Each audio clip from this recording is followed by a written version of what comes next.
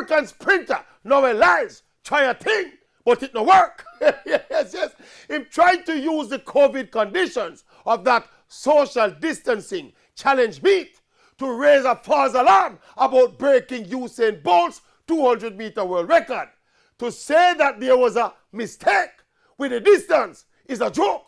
How can a man run 185 meters and mistake it for 200 meters?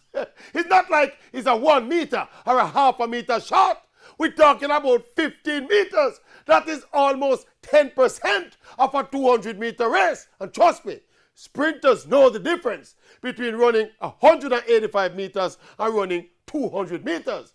What got me really suspicious, though, is that the one man out there right now with a realistic chance of getting close to Bolt's 19.19 is Noah Lyles, who at just 22 has already run 19.5.